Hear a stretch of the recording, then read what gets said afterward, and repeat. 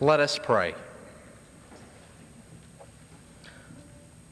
Almighty and everlasting God, we praise you, for you spread out the heavens and called them good. You laid the foundations of the earth, you called it good. You gave us life, and you said we are good.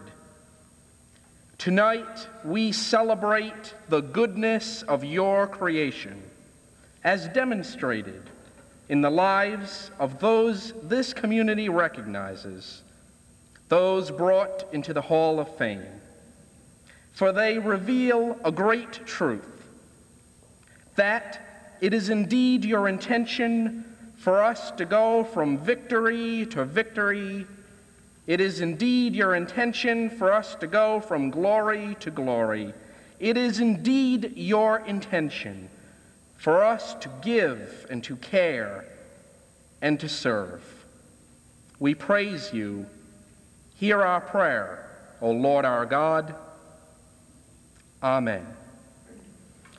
Please remain standing for our national anthem.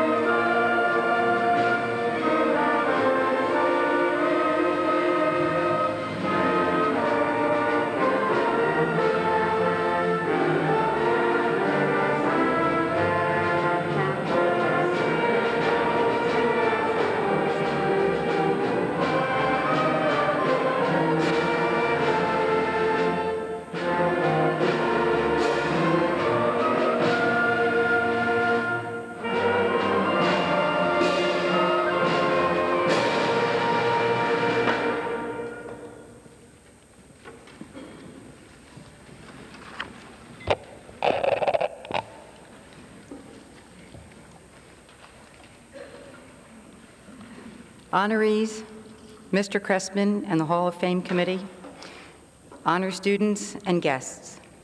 Sir Thomas More, 16th century scholar and statesman, said, "For men, if they have an evil turn, write it in marble. But whoso doth us a good turn, we write it in dust." Beaumont and Fletcher might add, "All your better deeds shall be writ in water." Your presence here this evening is an honor for us and a guarantee to you that your good turns and your good deeds will be written not in dust or water, but in bronze. This is a proud and happy moment, and I am pleased to be a part of it. I want to congratulate you upon your selection, extol the reasons for your being chosen, and express public gratitude for the ideals you represent to the students of our district. Evenings such as this are enjoyed too seldom. In the air are the warmth and camaraderie of old and true friendships, the pride of your families and former classmates, and the excitement that goes with being honored. You have been singled out as laudable representatives of the motto of this school, learn and live to serve. Your interests are diverse, and as outstanding citizens, you have made an impact locally, nationally, and internationally, in commerce and philanthropy, in the literary world, and in the laboratory. Going far beyond what is ordinarily expected, you have attained a level of service to humankind that is immeasurable. Diligence and effort have helped you achieve your goals, and surely anyone who knew you in the past is not surprised at your achievements now. Obviously, your careers have not gone unnoticed in the Norristown area. Your education in the Norristown area schools helped augment the challenges you set for yourselves. We know this to be true, as over the years, inductees have mentioned time and time again the names of favorite teachers, mentors, whose interest kindled in young, impressionable minds the desire to learn and serve. It is difficult to impress those we know well, but you are the exceptions to Aesop's aphorism, familiarity breeds contempt. To be judged and recognized as outstanding by those who knew you in youth is one of the greatest honors of all. Your ties to the Norristown area have been maintained. This, too, is admirable, and because of this, your ideals and achievements will provide inspiration for our present students. You will help them see what is possible and that their aspirations are not out of their reach. You provide a link with the past, insight into traditions that should be revived, a greater sense of pride in a school that has educated so many fine, productive citizens, and recognition of the importance of learning for life. For education is the means by which we enjoy a full life. We feel secure that the students here tonight are being well prepared through both academic and extracurricular activities. They will meet their challenges head-on and will conquer them as you do. One day, they too will be sitting where you are tonight. This, then, is the ultimate honor, to be considered worthy of emulation. Because of you and your achievements, these and other students will see that through education and service, they will live that full life. Thank you.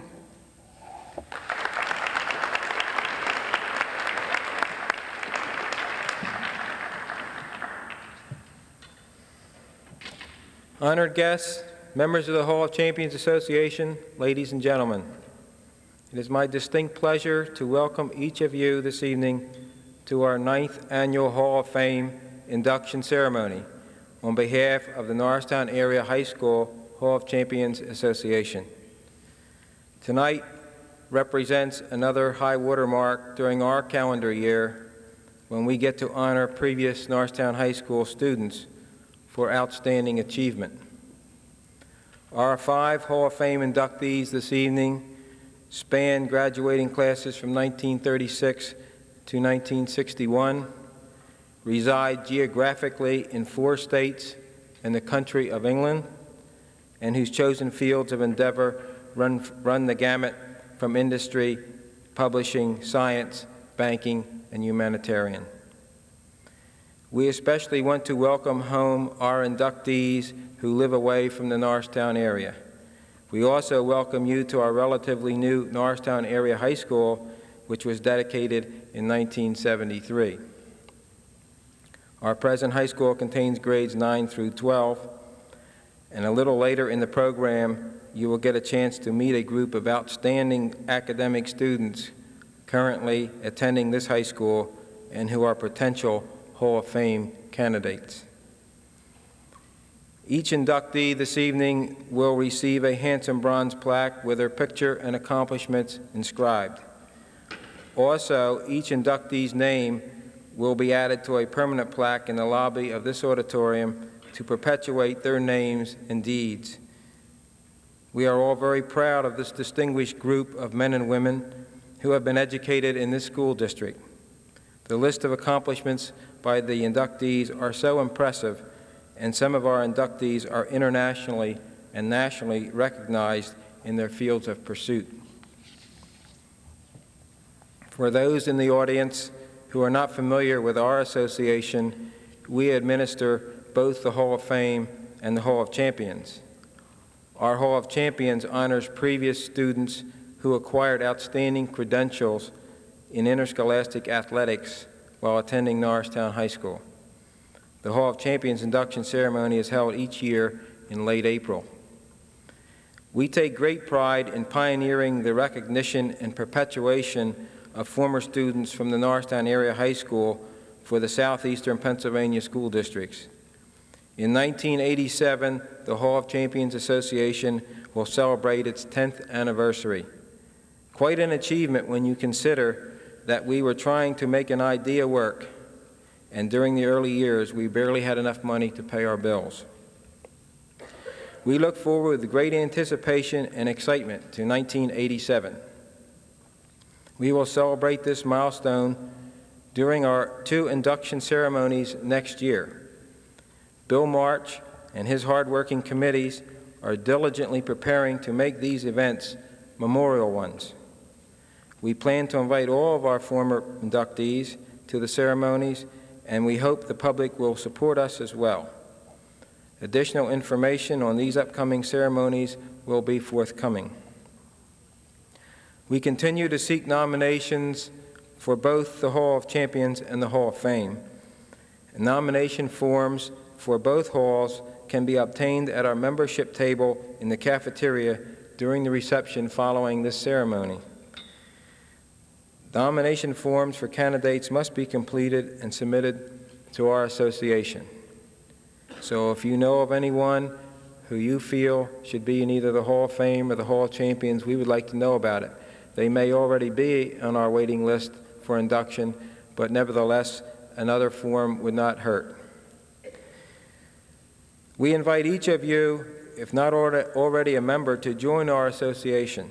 We currently have a membership drive going on and would enjoy having your participation and support, especially with our 10th anniversary at hand. We have two categories of membership, annual and life, and both memberships are modestly priced. Our association meets publicly once a month in business sessions at 7:30 p.m. in the high school cafeteria, usually the third Thursday of each month. We meet during the month September through June of each year. Once again, we are going to recognize a group of superior academic students from this high school. We are very proud to have these outstanding students with us this evening who were chosen by their faculty. Our association deems it very important to associate academic excellence in conjunction with the Hall of Fame program. These academic achieving students are often high school leaders in many activities and become future leaders of our communities and businesses later on. Each one of these students is a future Hall of Fame candidate, and we offer both the Hall of Champions and the Hall of Fame as a challenge to the present and future Norristown area high school students to attain the necessary credentials for admission. Thank you very much.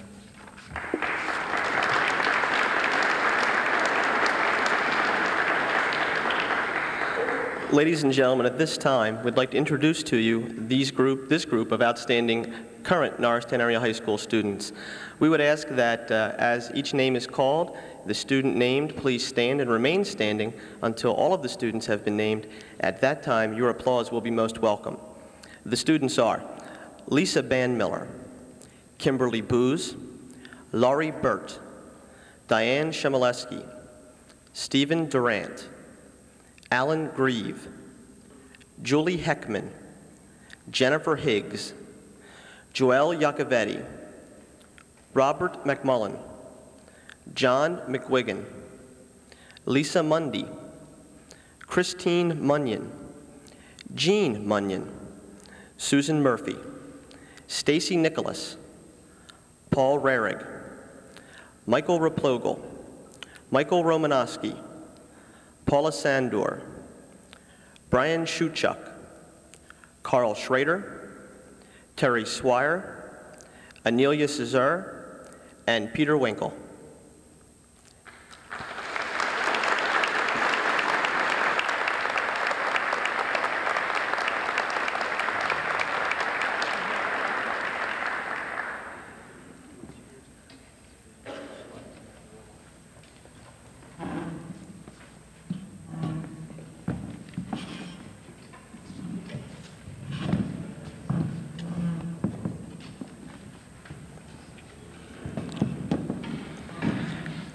We begin tonight in the class of 1936. Ellen McMurtry Simon began her illustrious career by graduating third out of the 350 students in her high school class. While a student at Norristown, she was a member of the National Honor Society and played the cello in the string quartet. In addition to her continued academic excellence throughout her life, she also pursued her love of music and is still remembered as the girl who played the cello by her classmates at Ursinus College. At Ursinus College, she received her A.B. in French, German, and biology.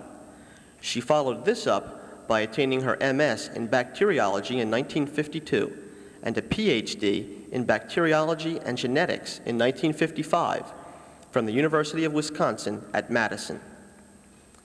As a graduate student, she was recognized for excellence in scholarship and research by the Wisconsin Veterinary Medical Association. As a research scientist at the University of Illinois at Urbana-Champaign, she has received international invitations to participate in symposiums and seminars, and to organize technical workshops for annual meetings of major scientific societies. She recently received an award for outstanding service from the United States Federation for Culture Collections. Her research papers have been published in a number of prominent scientific journals, and she has been recognized in American Men and Women of Science and Who's Who of American Women. Her reputation and her husband's sabbatical opportunities have earned invitations to visit laboratories in Great Britain, Israel, Japan, and Malaysia. On several occasions, from 1975 to 1986, the University of Illinois Department of Microbiology has invited her to teach some of their courses.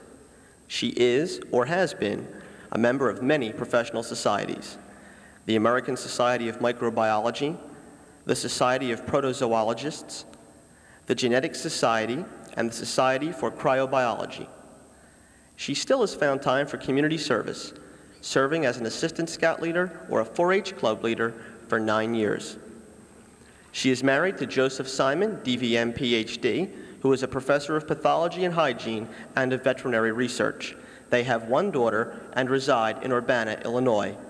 Ellen McMurtry Simon, please come forward at this time to receive your award.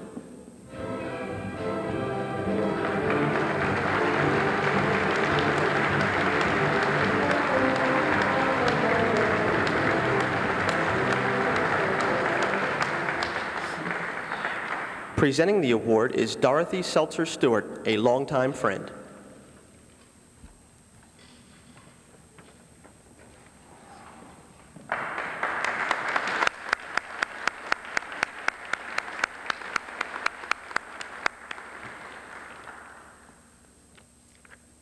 '86 has been a good year for the class of '36. We just had our 50th anniversary reunion, October the 11th.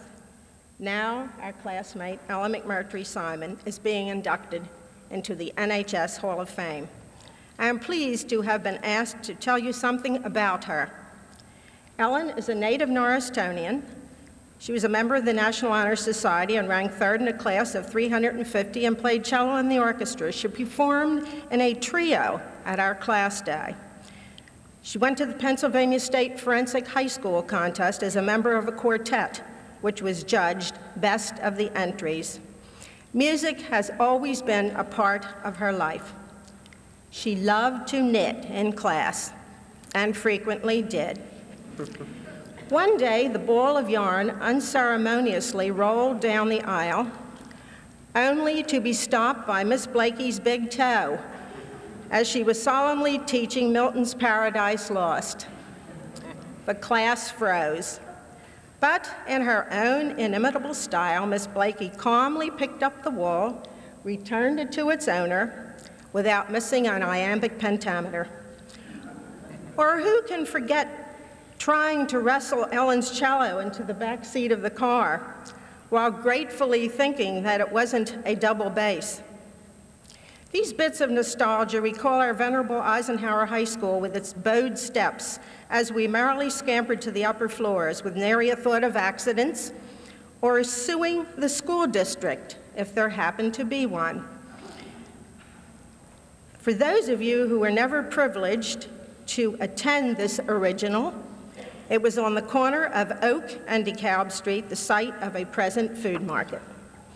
After graduation from NHS, Ellen received a partial scholarship to Ursinus College in nearby Collegeville and was graduated, as you have already heard. There was a 10-year interval before her next academic endeavor. She worked at Daub's hardware store, then in the offices of two famous Philadelphia ophthalmologists, Dr. Shea and Adler. A few summers were spent on Cape Cod to help establish a school playing cello for their evening concerts. The secretary of the school later offered Ellen lodging in her New York City apartment. This enabled Ellen to attend Columbia University and Hunter College, where she pursued her interest in bacteriology and chemistry. She received an assistantship in bacteriology, which made it possible for her to matriculate in the graduate school of the University of Wisconsin, where she got her MH degree, and 3 years later, in 1955, she achieved her PhD in microbiology and genetics. It was a lucky turn of events, for she met her husband, Joe Simon, DVM and PhD, who taught in the colleges of veterinary medicine. When Joe was offered a professorship at the University of Illinois, like a good wife, Ellen went along, and their daughter was born March 1957. While raising Debbie, Ellen worked first part-time as research associate, research assistant professor, and since 1976 has been full-time research scientist in cryopreservation, genetics, and aging of ciliated protozoa. During this time, she has taught pathogenic microbiology and general microbiology as well. Ellen is presently consultant to the American Type Culture Collection in Washington, D.C., and cryopreservation of paramecium. She has won international recognition by becoming the first person to successfully freeze paramecium in liquid nitrogen at -375 degrees and bringing them back to life from suspended animation. Dr. Simon has traveled much of the world collecting and experimenting with strains of protozoa. She belongs to innumerable professional societies, some of which are honorary. You heard about her younger years when she was a 4-H club leader as well as assistant scout leader, and continues to be an excellent swimmer and diver. She has been recognized and awarded for excellence in scholarship and research and listed in American Men and Women of Science and Who's Who of American Women. And she has published a number of papers in scientific journals. I am therefore proud to present to you my classmate and lifelong friend from the 5th grade, Dr. Ellen McMurtry Simon.